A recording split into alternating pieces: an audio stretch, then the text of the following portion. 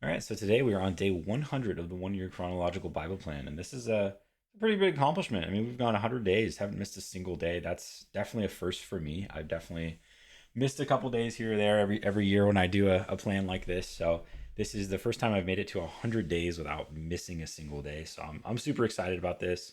Hope you guys are too. And we're going to be continuing on First Samuel, and let's get into it. First Samuel 4. That same day, a Benjamite ran from the battle line and went to Shiloh with his clothes torn and dust on his head. When he arrived, there was Eli sitting on his chair by the side of the road, watching because his heart feared for the ark of God. When the man entered the town and told what had happened, the whole town sent up a cry. Eli heard the outcry and asked, "What is the meaning of this uproar?" The man hurried over to Eli, who was 98 years old, and whose eyes had failed so that he could not see. He told Eli, I have just come from the battle line. I fled from it this very day." Eli asked, "What happened, my son?" The man who brought the news replied, "Israel fled before the Philistines, and the army has suffered heavy losses. Also, your two sons, Hophni and Phinehas, are dead, and the ark of God has been captured." When he mentioned the ark of God, Eli fell backward off his chair by the side of the gate. His neck was broken, and he died, for he was an old man and he was heavy. He had led Israel 40 years.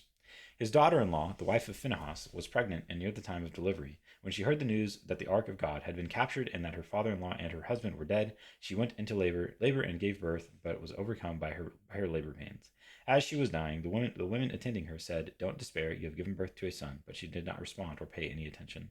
She named the boy Ichabod, saying, "The glory has departed from Israel," because of the capture of the ark of God and the deaths of her father-in-law and her husband. She said, "The glory has departed from Israel, for the ark of God has been captured." 1 Samuel 5. The ark in Ashdod and Ekron. After the Philistines had captured the ark of God, they took it from Ebenezer to Ashdod. Then they carried the ark into Dagon's temple and set it beside Dagon. When the people of Ashdod rose early the next day, there was Dagon fallen on his face on the ground before the ark of the Lord. They took Dagon and put him back in his place. But the following morning, when they rose, there was Dagon fallen on his face on the ground before the ark of the Lord. His head and hands had been broken off and were lying on the threshold. Only his body remained. That is why to this day neither the priests of Dagon nor any others who enter Dagon's temple at Ashdod step on the threshold. The Lord's hand was heavy on the people of Ashdod and its vicinity. He brought devastation on them and afflicted them with tumors.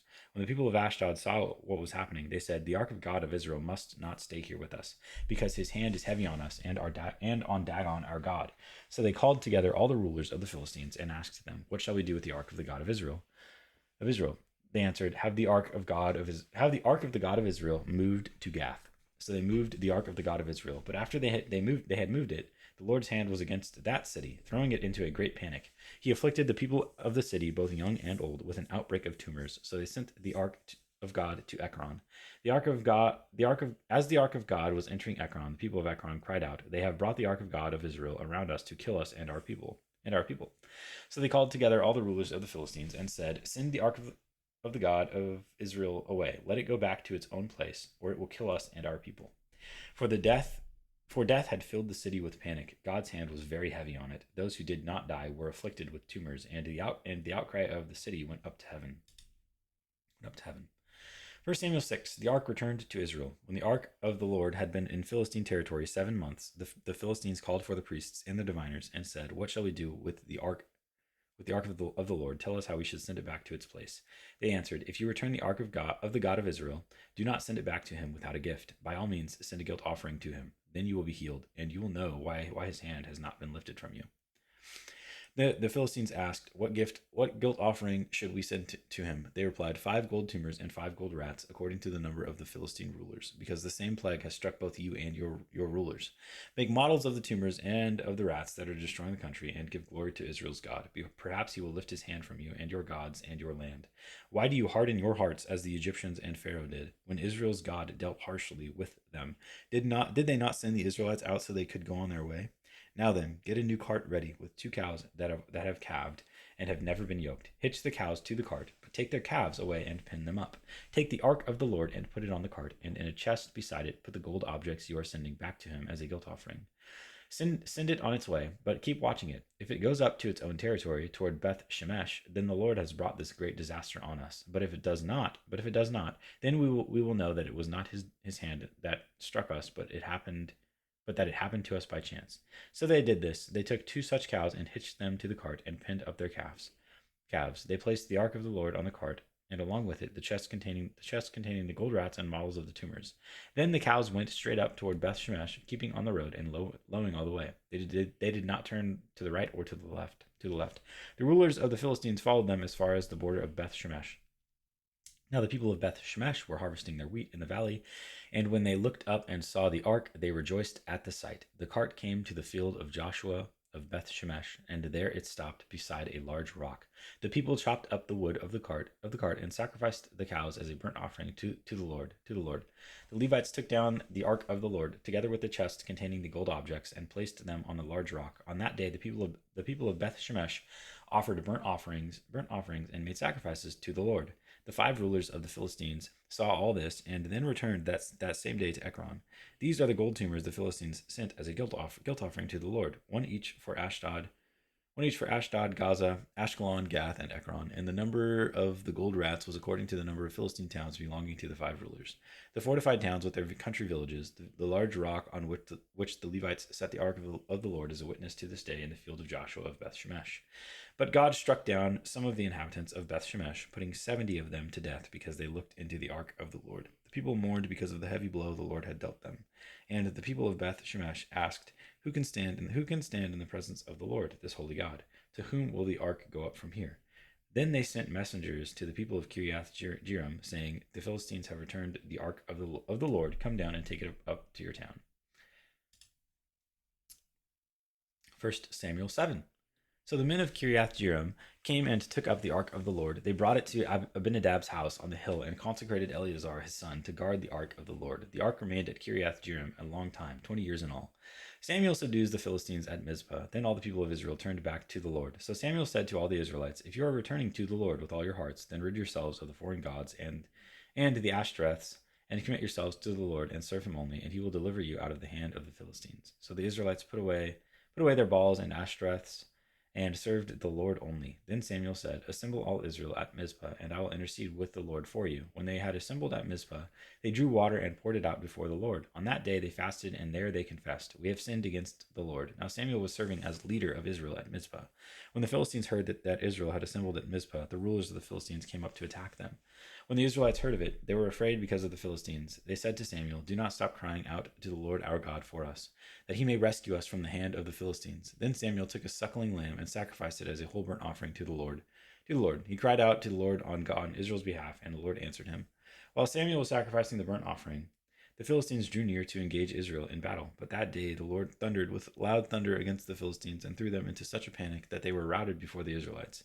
The men of Israel rushed out of Mizpah and pursued the Philistines, slaughtering them along the way to a point below Beth-kar. Then Samuel took a stone and set it up between Mizpah and Shin. He named it Ebenezer, saying, Thus far the Lord has helped us.